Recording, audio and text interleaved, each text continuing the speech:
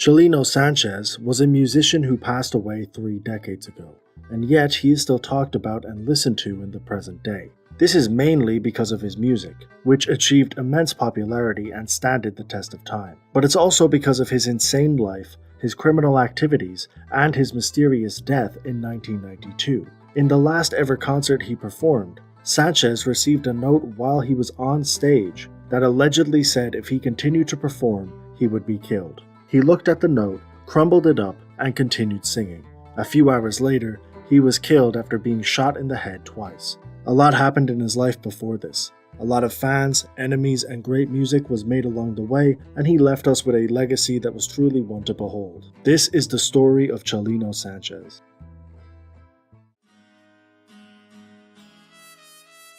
Chelino Sanchez, whose full name was Rosalino Sanchez Felix, was born on the 30th of August 1960 in Las Flecas Ranch, which was around 20 miles east of Culiacan in the northwest of Mexico. His upbringing was a rough one. He was the youngest of 7 children, and although his mother and father were hard-working people, they were still quite poor, and when Chelino was only 6 years of age, his father passed away, leaving his family in an even worse condition that was dire to say the least. It's hard to tell when exactly Chelino started committing crimes to make money, but his sister, Juana Sanchez, described him as mischievous from an early age, and it's probable that his life of crime began sooner rather than later. Juana is also a pivotal part of the story for a different reason, because in the mid-70s, she was the victim of a terrible assault by a man named Chapo Perez. It's hard to find specific details about this crime or Chapo Perez himself, but from the little details I could scrape together, that's probably for the best. Either way, Perez was a dangerous man and a pretty terrible one, but given the power that he had in the area, he probably assumed that he got away with the heinous crime he committed scot-free, but his karma was right around the corner in the form of a vengeful younger brother. Even though Chelino was only 15 years old when this happened to his sister, he was ready to exact revenge. Around 2 years later, Chelino ran into Perez at a party, and the story goes that without saying a word, Chelino walked up to Perez, took out a gun, and shot him in the head. Some of those details might have been lost in translation or even exaggerated, but the result was the same. Perez was dead and Chelino had no more business in his hometown. It was time to go.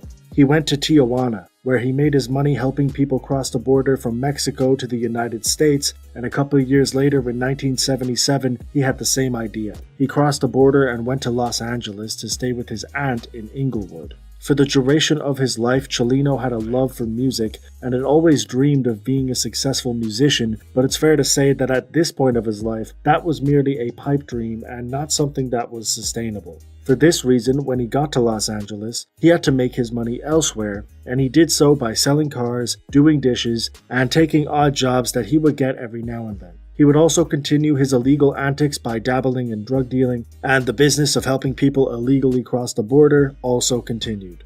This was done with his older brother Armando, and it appeared that Chelino was simply doing whatever it took to make money, which took him in all sorts of very strange directions, and making music was not a part of his plans. However, that all changed in 1984, and unfortunately, it was inspired by a murder.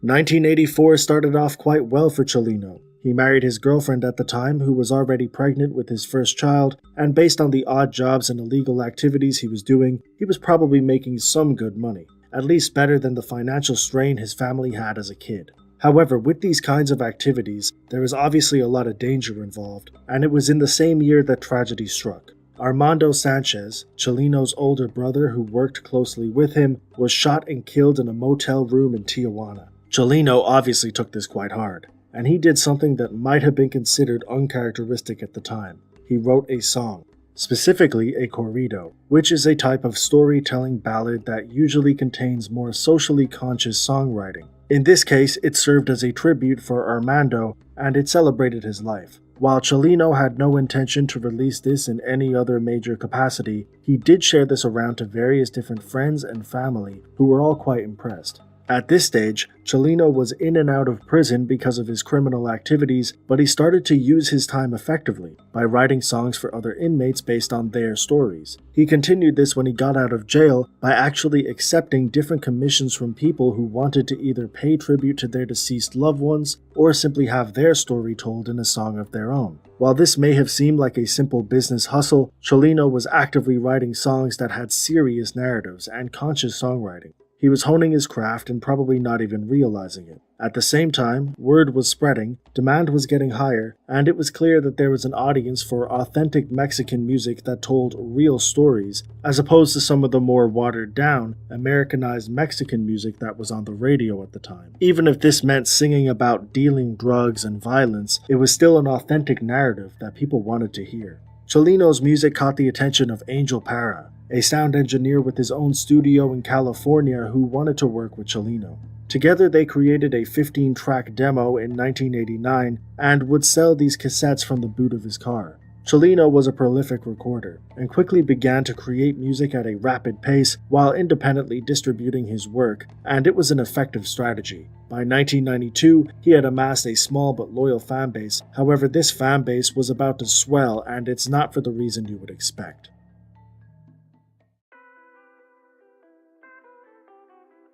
By 1991, Chelino was performing small but lively shows around California, and it seemed like he was beginning to make a name for himself. His promising music career might have meant that he was going to distance himself from the life of crime he had once known, and that may have been the case, but in the beginning of 1992, something happened that the media would latch onto, and the public perception around Chelino was about to change, for better or for worse. It was the 25th of January and Sanchez was performing in the city of Coachella in California at Las Arcos nightclub to around 400 people. The night was going as planned and it seemed like it would be a perfectly normal show until a man named Eduardo Gallegos. He was clearly under the influence, and this may have been the reason that he took out a .25 caliber pistol and started to shoot at Chelino. Sanchez responded by pulling out a pistol of his own and began shooting back at Gallegos, who fled into the crowd. This created an insane shootout between the pair. Gallegos was now shooting from the crowd and Chelino was essentially shooting at the crowd in an attempt to defend himself. At this stage, he was already shot and probably just shooting in the hopes that he would hit his attacker. Between the confusion, the chaos, and the fact that Gallegos was already under the influence to begin with, we had a very chaotic shootout on our hands where bullets were flying everywhere and anybody could have been hit at any time. Eventually, a bystander wrestled Gallegos to the ground and shot him in the mouth with his own pistol. He actually survived this, but unfortunately, around 10 people were hit in this exchange, and 20-year-old Claudio Reen Carazana was shot in the leg and eventually bled out while his friends rushed him to the hospital. It was an insane situation and it bred a lot of media coverage because of its sensationalist nature. The LA Times, LA Weekly, AP News, Deseret, ABC, and countless other publications reported on this story,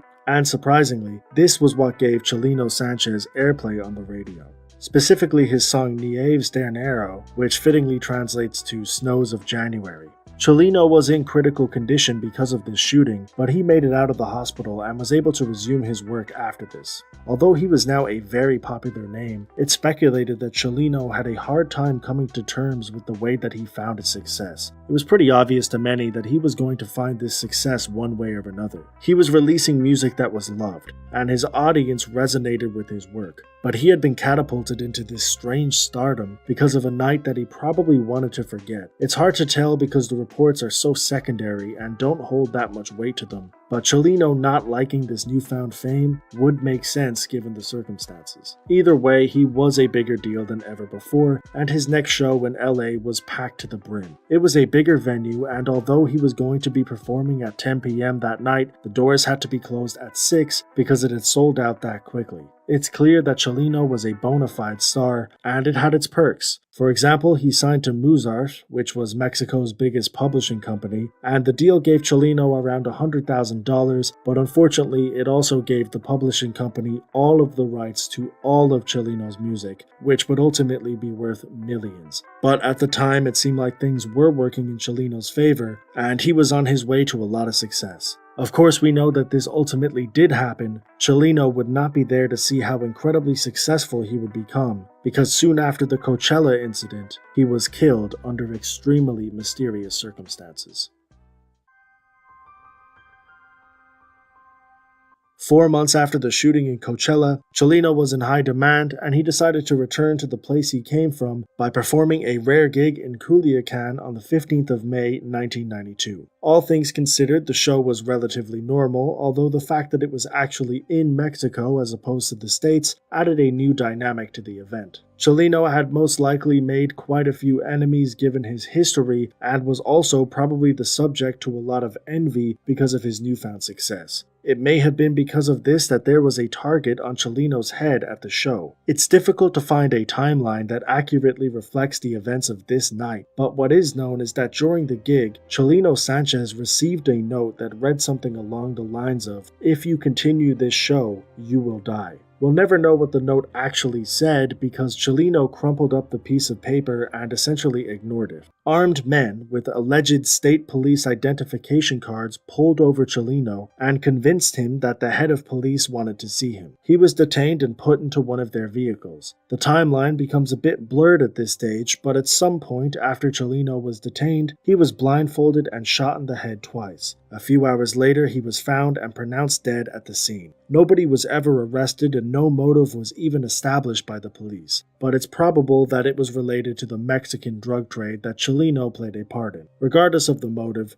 the outcome was the same. Chelino was no longer with us. He was only 31 years of age. He had popularized the art of making corridos for those around him, and based on the insane life that he had lived, there was probably nobody more deserving of this exact treatment than Chelino himself.